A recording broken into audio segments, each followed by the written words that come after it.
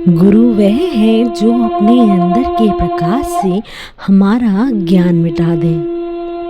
जरूरी नहीं वह कुछ बताएं या सिखाएं, बस उनके पास जाने से ही हमारे अंदर की बुराई और अज्ञान स्वयं ही मिट जाए। जिस प्रकार सूर्य की रोशनी अंधकार मिटाती है, ऐसे ही गुरु के सानिध्य में हमारा अहंकार और अज्ञान मिटता है। नमस्कार दोस्तों, मैं प्रतिमा देव दर्शन सीरीज़ की अगली नई कहानी के साथ।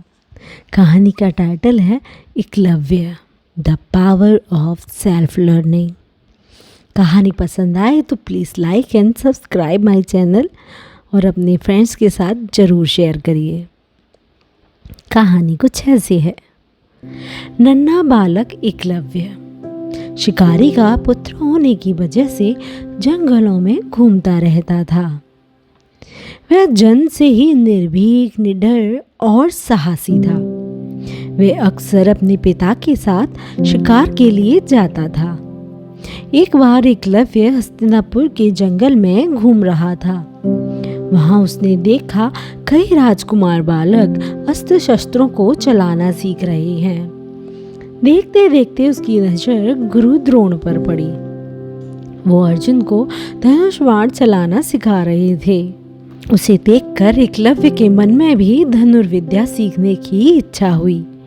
उसने सोचा, यदि मैं धनुष चलाना सीख गया तो भयानक जानवरों से छोटे छोटे हिरणों को बचा पाऊंगा।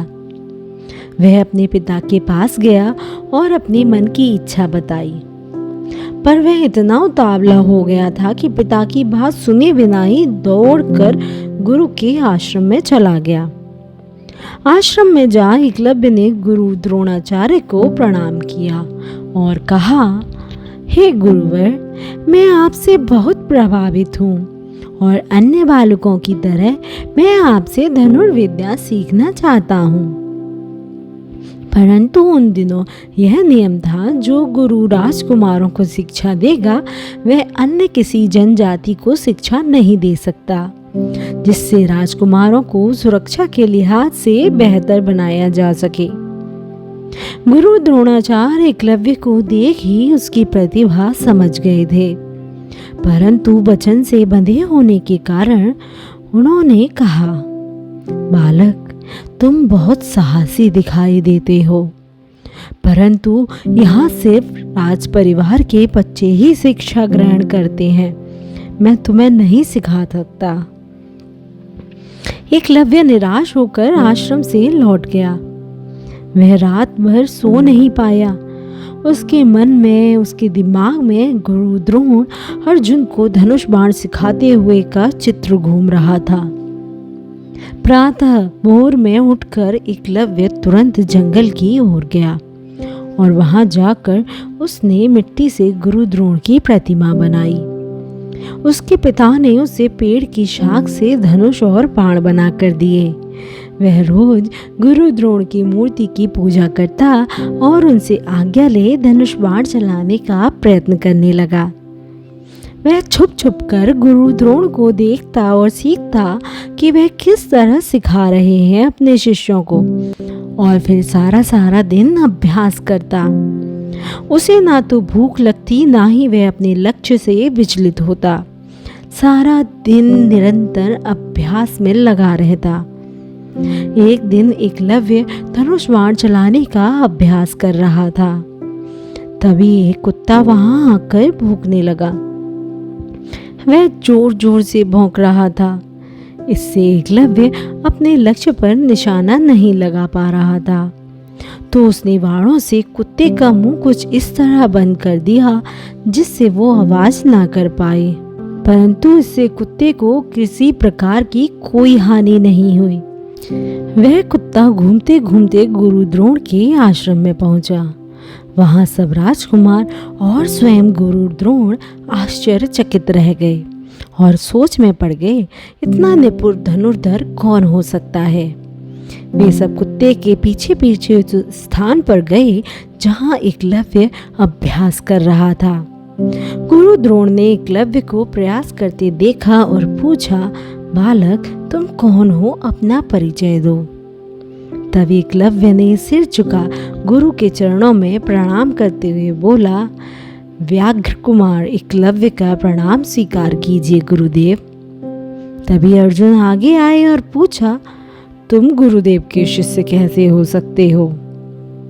और गुरु द्रोण ने भी कहा, मैंने तो तुम्हें कभी शिक्षा नहीं दी। तब एकलव्य बोला, हाँ गुरुदेव, आपने मुझे कभी शिक्षा नहीं दी, परंतु मैंने शिक्षा आपसे ही ली है। और फिर द्रोणाचार्य को उनकी मूर्ति दिखाई। गुरु द्रोणाचार्य मूर्ति देख एकलव्य के दृढ़ निश्चय और इच्छा शक्ति से आश्चर्य से भर गए। एकलव्य ने बताया कि वह किस तरह छुप छुप कर देखता था कि वह राजकुमारों को किस तरह सिखा रहे हैं और फिर स्वयं अभ्यास करता।